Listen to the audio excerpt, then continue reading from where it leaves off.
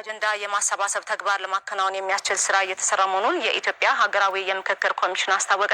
ኢትዮጵያ ሀገራዊ የምክክር ኮሚሽን ዋና ኮሚሽነር ፕሮፌሰር መስፍን አርአያን ጨምሮ የኮሚሽኑ ከፍተኛ የስራ ኃላፊዎች ከአማራ ክልል ርዕሰ መስተዳደር አረጋ ከበደና ከሌሎች የክልሉ ከፍተኛ መሪዎች ጋር በክልል ደረጃ በሚካሄደው የምክክር ሂደት ላይ ውይይት አካሂደዋል።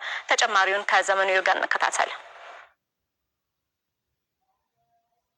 የኢትዮጵያ ሀገራዊ ምክክር ኮሚሽን የምክክር ሂደቱ በአማራ ክልል በስኬት እንዲከናወን የተለያዩ ተግባራትን እያከናወነ ይገኛል። ሀገራዊ የምክክር ኮሚሽኑ ዋና ኮሚሽነር ፕሮፌሰር መስፍን አርአያን ጨምሮ ሌሎች ኮሚሽነሮችና የስራ ኃላፊዎችም ከአማራ ክልል ርዕሰ መስተዳድር አረጋ ከበደና የክልሉ ከፍተኛ መሪዎች ጋር በምክክር ሂደቱ አተገባበር ላይ ውይይት አድርገዋል። የኢትዮጵያ ሀገራዊ ምክክር ኮሚሽን ኮሚሽነር ዶክተር ዮናስ አዳዬ ከውይይቱ በኋላ በሰጡት አስተያየት የምክክር ኮሚሽኑ በአማራ ክልል ከዚህ በፊት የተሳታፊዎች ልየታ ያደረገ ሲሆን አሁን ላይ በክልሉ ወደ አጀንዳ ማሰባሰብ ተግባር ለመግባት እየተሰራ ነው ብለዋል። በአማራ ክልል 4 ክላስተር ነው የከፋፈል ነው። በአራቱም ፈጣሪ ይመስገን በተሳካ ሁኔታ የአጀንዳ መነሻ ሀሳቦች ማሰባሰብ ስራ እንደዚሁም ደግሞ በክልል ደረጃ ለምናደርገው ሀገራዊ ምክክር የሚሳተፉ ተሳታፊዎችን መረጣ በተሳካ ሁኔታ ተከናውነዋል እና በአጭሩ በአሁኑ ሰዓት ደግሞ በአማራ ክልል በባህር ዳር ከተማ እንደ አምላክ ፈቃድ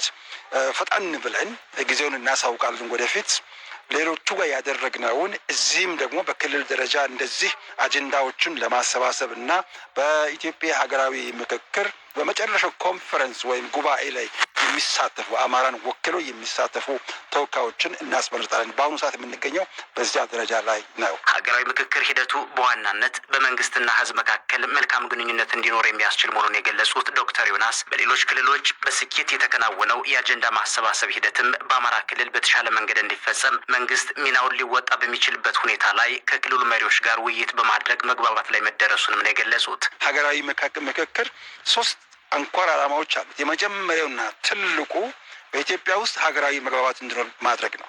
ሁለተኛው በመንግስትና በህዝብ መካከል እምነት እንዲፈጠር ማድረግ ነው። ሶስተኛውና በጣም ትልቁ ነገር ኢትዮጵያ ውስጥ ምክክር ባህል እንዲሆን ማድረግ ነው። ስለዚህ ለነዚህ ግቦች እነዚህ በተሳካ ሁኔታ በአማራም ክልል ለማድረግ ምን እናድርግ የሚለውን ከክልሉ አመራር ጋር 3 ኮሚሽነሮች መጥተን ተነጋግረናል። እጅግ ውጤታማ ነበር። ከህዝብ የሚነሱ አንዳንድ ጥያቄዎችንም ጭምር ከማንነቶች ጋር የተያያዙትን ከሴኩሪቲ ወይም ከተያያዙ እሺዎችንም እንደዚህ በጣም እጅግ በሚያረካ ሁኔታ አዎንታዊ የሆኑ መልሶችን ያገኘ ነው። ሀገራዊ ምክክሩ እንደ ሀገር ግጭቶችን በማስቆም አለመግባባቶችን በውይይት በመፍታት ሀገራዊ አንድነትን መፍጠር የሚያስችል ነው ያሉት ኮሚሽነሩ በአማራ ክልል የትጥቅ ትግል የሚያደርጉ አካላትና መላ ማህበረሰቡም ጥያቄዎቻቸውን በሀገራዊ ምክክሩ በአጀንዳነት እንዲያቀርቡም ነው ጥሪ ያደረጉት። ሰላምን በሰላማዊ መንገድ ማምጣትን ዓላማ እናድርግ፣ ባህል እናድርግ። እዚህ ላይ ማስወር በጣም የሚፈልገው ትልቅ ነገር እና ትልቁ 4.5 ሚሊዮን ተማሪዎቻችን፣ ወጣቶቻችን፣ ልጆቻችን ከትምህርት ገበታ ውጪ ሆነው ምን አይነት አማራ ክልል ምን ኢትዮጵያ ነው የምንገነባው? ይሄ በሁላችን አእምሮ ውስጥ መኖር አለበት። ስለዚህ ከዚህ ከምክክሩ አልተሳተፍኩም እንደ 1983 ህገ መንግስት ዛሬም አማራው ተገልሏል የሚባል ነገር እንዳይኖር እያንዳንዱ እድሜ የሚፈቅደው ሁሉ በዚህ ጉዳይ ላይ በሚችለው ሁሉ እንዲሳተፍ የከበረ ጥሪ እናደርጋለን። የአማራ ክልል መንግስትም የምክክር ኮሚሽኑ በክልሉ ለሚያከናውነው የአጀንዳ ማሰባሰብና ሌሎች ተግባራት አስፈላጊውን ሁሉ ድጋፍ ለማድረግ ዝግጁ መሆኑን ገልጿል።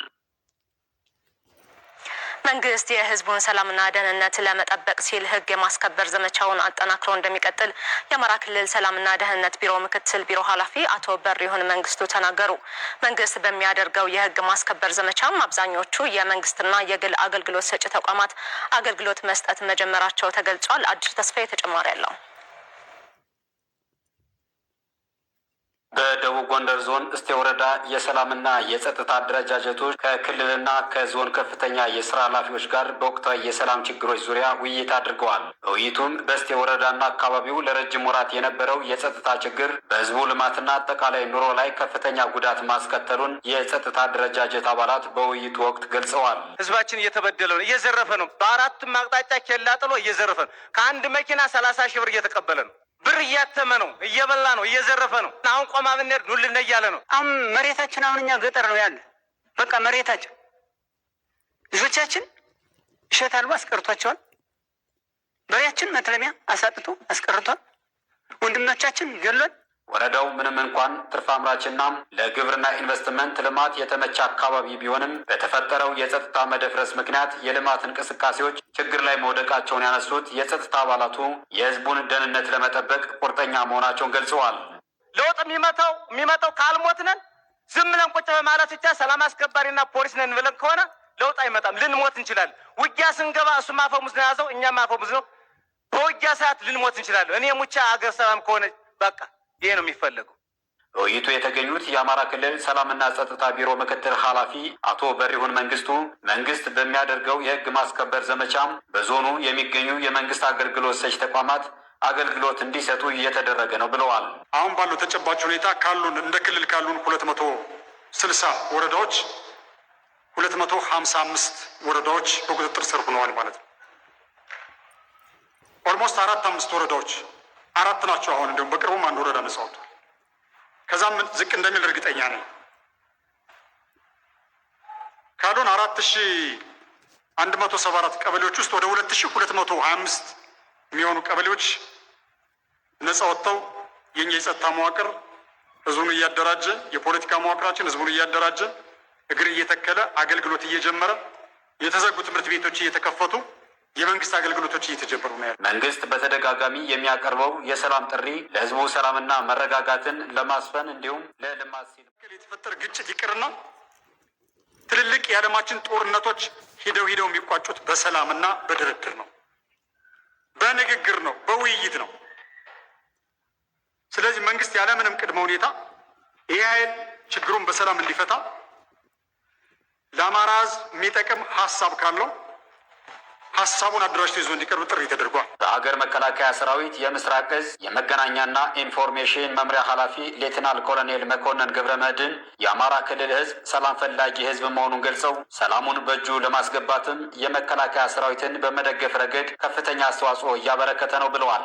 ዓላማ የሌለው ማንኛውም ኃይል በድርጊት በሂደት ነው የሚታወቀው። በሂደት ነው እየታወቁ የሄዱት። ድርጊታቸው ዘረፋ፣ ግድያ፣ የአማራ ህዝብን ማሰቃየት፣ የአማራ ህዝብ በሰላም ገብቶ እንዳይወጣ የማድረግ ድርጊት መሆንን በሚገባ ራሳቸውን የተጋለጡት። የሀገር መከላከያ ሰራዊት ለግዳጅ በሚሰማራበት ወቅት በሀገር ደረጃ የተቀመጠለትን ተልዕኮ መፈጸም ላይ ትኩረት አድርጎ የሚሰራ መሆኑን የገለጹት ሌተናል ኮሎኔል መኮንን ገብረ መድህን የዜጎችን ደህንነት የመጠበቅና የማረጋገጥ ኃላፊነቱን እንደሚወጣም አስረድተዋል።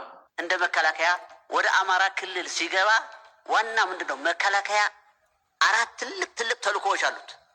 ተልእኮዎች ምንድን ነው? አንድ ትልቁ ተልእኮው ህገ መንግስትና ህገ መንግስታዊ ስርዓቱን መጠበቅ ነው። ከማን?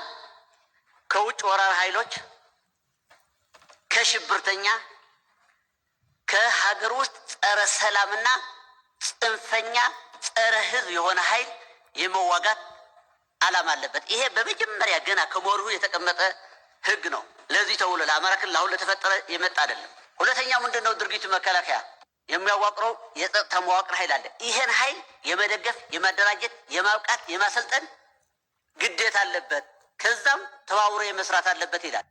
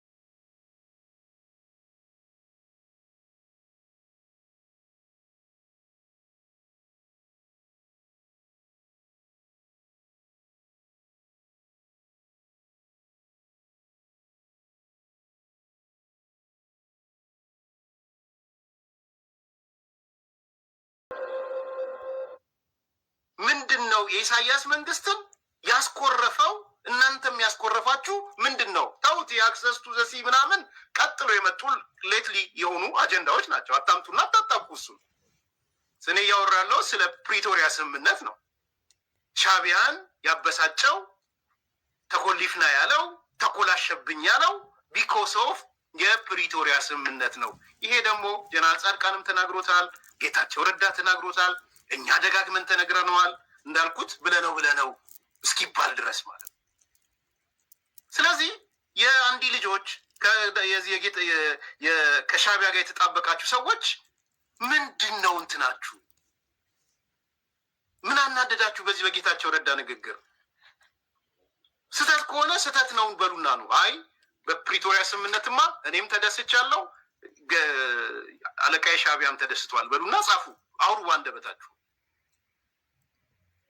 ስለዚህ በዚህ ደረጃ የሚታይ ነገር ነው። ኤኒዌይስ ብንሸፍነውም ብንደብቀውም እውነታው ይሄ እውነታው ሻቢያ ያኮረፈው በፕሪቶሪያ ስምምነት ምክንያት ነው።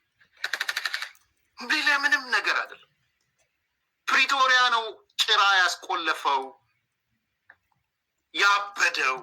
ፕሪቶሪያ ደግሞ የትግራይን ህዝብ ካላጠፋው ነው፣ ሌላ ነገር አይደለም። ከካርታ ላይ ካልሰረስኩ ነው። ከዛ ቀጥሎ እንግዲህ ይሄንን መሸፈን ይሄን መደበቅ መብታችሁ ነው። ግን እንደው